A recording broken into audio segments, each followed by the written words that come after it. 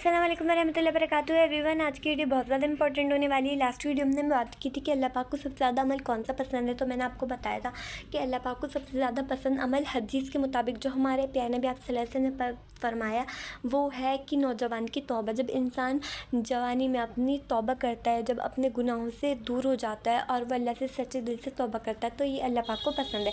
अब तौबा कैसे करनी है, उसके कुछ 3 शर्तें मैं आपको बता देती हूँ। सबसे पहला है, आपको अपने गुनाहों पर सच्चे दिल से रिग्रेट होना चाहिए। आपको होना चाहिए कि नहीं, ये मैंने गुनाह करा है, मैंने गलती करी है, मैंने जुल्म करा है अपने ऊपर, मैंने अल्लाह का उसूल तोड़ा है, अल्लाह ने जिस चीज़ को मना करा था मैंने वो करा है, चाहे वो हराम रिलेशनशिप हो या कोई शराब पीना हो या कोई सूद लेना है, जो भी अल्लाह ने फॉरबिडन करा है, जो भी करने से मना करा है, आपको रिग्रेट होना चाहिए कि नहीं, ये मुझे नहीं करना चाहिए था, ये अल्लाह ने मना करा था, मेरे क्रिएटर ने मना करा था, मेरे अल्लाह ने, मेरे रब ने, जो मुझे रिज़्क देता है, खिलाता है, पिलाता है, और मैंने गुनाह करा है। सच्चे दिल से आपको निदामत होनी चाहिए, रिग्रेट होनी चाहिए कि मैंने अपने साथ बहुत गलत करा है, बहुत ज़्यादा जुल्म करा है अपने ऊपर, और ये गुनाह मुझे नहीं करना चाहिए था। तो फर्स्ट हो गया, आपको दिल से पछतावा होना चाहिए। सेकंड, आपके ये इमीडिएटली होना चाहिए कि अब ये गुनाह छोड़ दूंगा। जैसे ही आपको पछतावा हो, आपको ये नहीं कि मैं कल से छोड़ूंगा, जब से छोड़ूंगा, आपको ये होना चाहिए नहीं, अब ये गुनाह बस जितना होना था मुझसे हो गया, अल्लाह ना करे आगे से मैं नहीं करूँगा।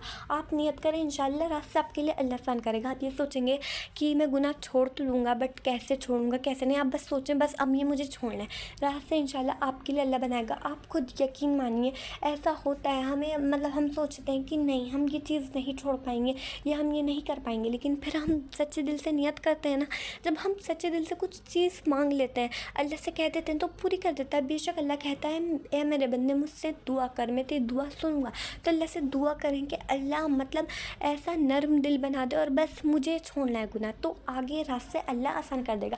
आपका इमीडिएट रिएक्शन होना चाहिए कि नहीं, अब बस जितना होना था हो गया।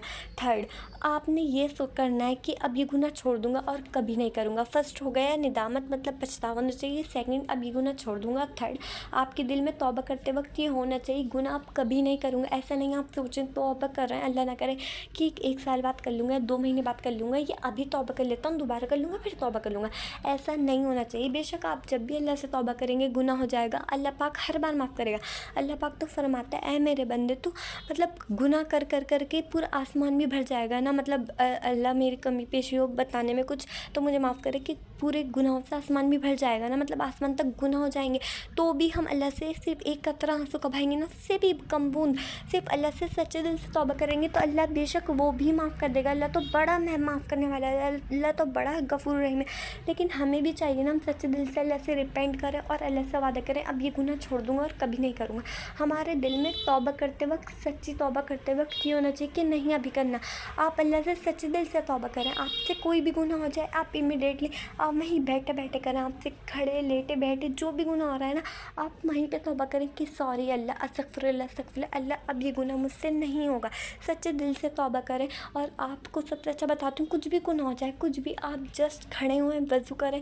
अगर आप जानमाज़ कहीं बाहर हैं नहीं है तो वहीं दिल से तौबा कर लें, लेकिन घर में तो वज़ू करें, जानमाज़ पर बैठ जाओ, अल्लाह से सच्चे दिल से रो रो कर अपने गुनाहों की निदामत करें, पेश करें कि अल्लाह हो गया, बस जितना होना तो हो गया, अब नहीं करूँगा। अब भाई इस्तिग़फ़ार के बहुत ज़्यादा फ़ायदे। क्या आपको पता है कि सच्चे दिल से तौबा करने से आपके गुनाह तो माफ़ होते ही हैं और भी ज़्यादा फ़ायदे हैं।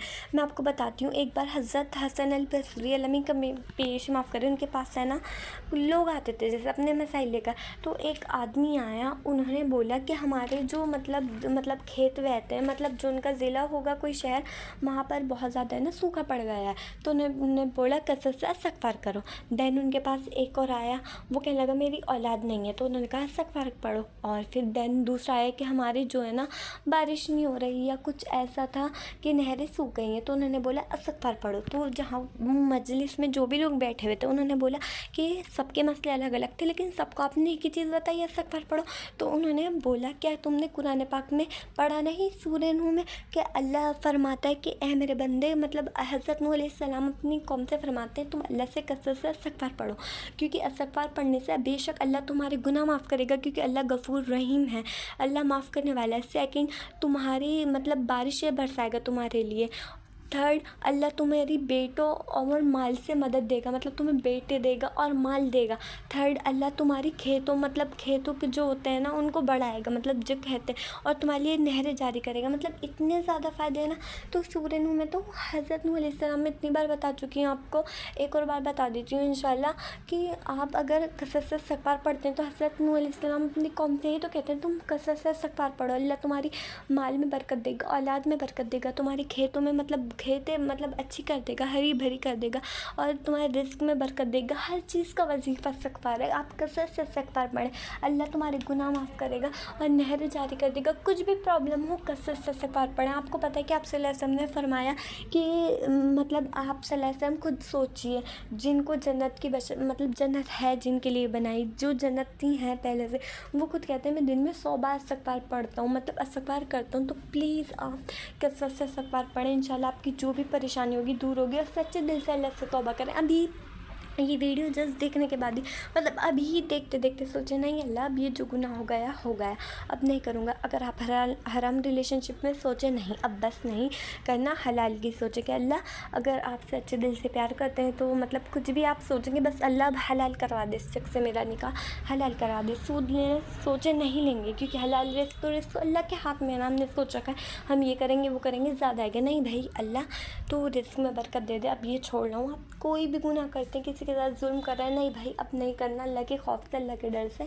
तो बस यही मैं आपसे कहना चाहती हूँ कि सच्चे दिल से अल्लाह से तौबा करें, इंशाल्लाह सब ठीक हो जाएगा। अल्लाह तो माफ़ करने वाला है। आप अभी तौबा कर लें, अल्लाह तो यूँ ही माफ़ कर देता है, बस हमारी ही देर होती है, हम ही सही ढंग से नहीं मांगते। और ज़्यादा से ज़्यादा दुआ करें, अल्लाह आपकी सारी प्रॉब्लम दूर करे, दूसरों के काम आए, और अल्लाह को प्रायोरिटी बनाएं। जितनी भी प्रॉब्लम्स है खुद ही ख़त्म हो जाएंगी इंशाल्लाह।